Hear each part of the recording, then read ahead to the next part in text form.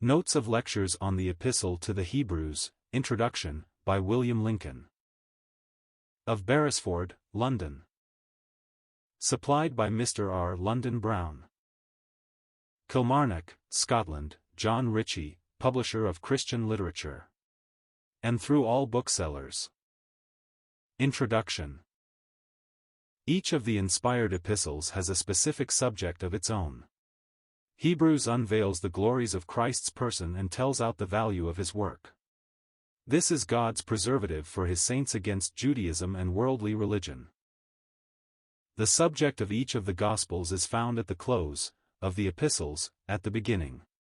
Viewed together, the 7 epistles written by the Apostle Paul to the Gentile churches, tell the full mind of God as to our blessing and responsibilities.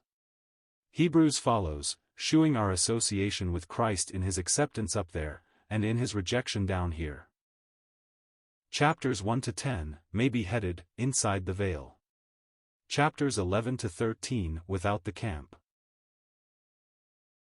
The text of the entire epistle to the Hebrews is in chapter 1:3, when he had by himself purged our sins, sat down on the right hand of the Majesty on high.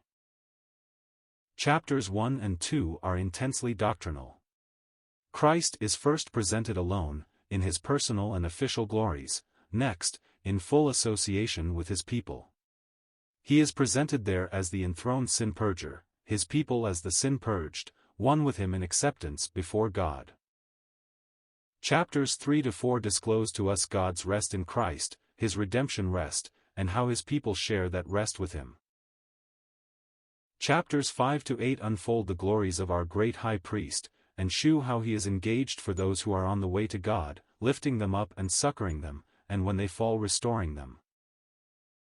Chapters 9 to 10 are occupied with the perfect sacrifice, which is the basis of all, and shews that Christ's title to the place he occupies in the presence of God, and our title to be there, are identical.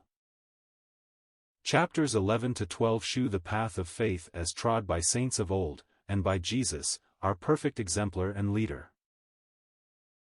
Chapter 13 exhorts to obedience corresponding to the doctrine of this epistle, to separation and association with a rejected Christ without the camp, sharing his reproach.